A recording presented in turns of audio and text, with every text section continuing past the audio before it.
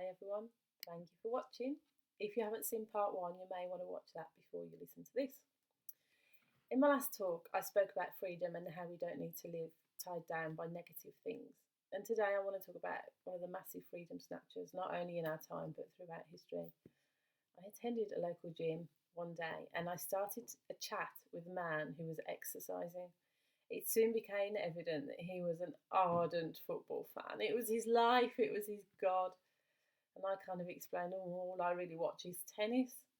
He immediately went into a venomous speech about Andy Murray, the Scottish player, who in his teenage years unwisely made a joke about the England football side, and he has suffered immensely from those who didn't understand the joke. And this man is one of those people. He is still really angry. He was full of hate for Andy Murray. His whole body was just full of it. It oozed out of every pore. And when I left the gym, I was full of astonishment at this man's reaction to somebody that he'd never even met. So, you may have guessed what that freedom snatcher is. It is unforgiveness. Please don't turn off. I just want to tell you what I've observed about it. I do think forgiveness is greatly misunderstood.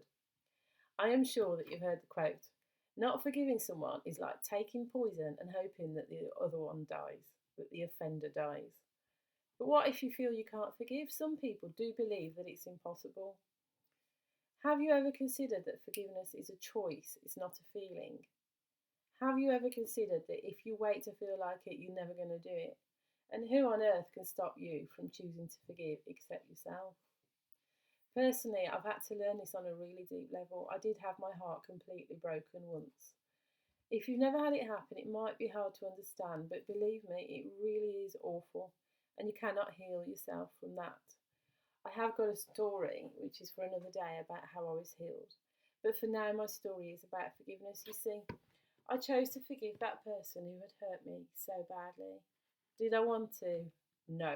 Did I feel like it? No. Did I do it? Yeah. But why? Because I knew that if I didn't do it, that person would follow me in my heart for the rest of my life. And I knew that person would be a part of my thoughts and my feelings forevermore. And I just didn't want that. I also knew that God promises to deal with a person if you hand them over to Him. So I did that. I asked God to have His way with the person and I handed him over. I hardly ever think of him now, and I certainly hold no grudges at all, and I have no bitterness. And so my first point is that forgiveness is a choice, it's not a feeling. And my second point is this, friends, if you don't forgive, you carry it in your body and your soul until you do. It festers like cancer and it eats away at you and it harms you. I had a family member living with us who absolutely refused to forgive. I don't think she ever forgave anything in her life, and she was a very, very bitter, sick woman. She lived with great pain from her unforgiveness, and believe me, you don't want to get that way. Unforgiveness oozes out of you and it affects those that you love and it affects other people too. Think of that man in the gym. I'd never met the bloke, and yet his unforgiveness was affecting me, even me, that day. You eventually have no control over it if you let it fester. Imagine dragging behind you every single person that you don't forgive. You go through life, they may not even remember you, and if they do, they may not be aware of the harm that they've done.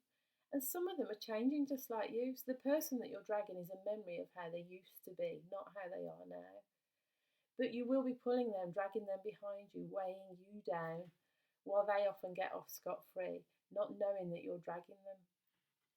They might know, but they will never know the pain.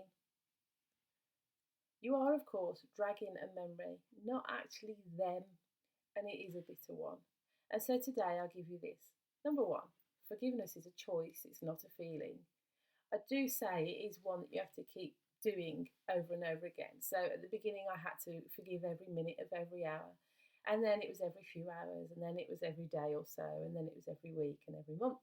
So that became what it is now. I don't have to forgive anymore because it's a non-issue. And that is how it works. Number two, if you don't forgive, eventually you will affect everybody around you and you will really harm yourself. And number three, last and most important point, when you forgive, you free yourself. Jesus hung on a cross, completely innocent, but he still forgave everybody. Nobody said sorry to him at that moment. If you're waiting for someone to apologise, you may be waiting forever. Now, if Jesus could forgive without an apology, you can too. You have his power within you to forgive if you ask him. Ask him for his power to forgive. You only live once. You do not want to carry unforgiveness with you and make yourself ill and affect other people that you love too. One last tiny point is you are not saying that what the person did to you is right. You are just refusing to let the pain stay with you for the rest of your life. I'm just going to pray. Lord, I just pray that people who are watching this will get freedom from unforgiveness if it's an issue in their lives. I just pray that you'll help everybody to walk in the freedom that they need in their lives to live a rich and full life. Amen.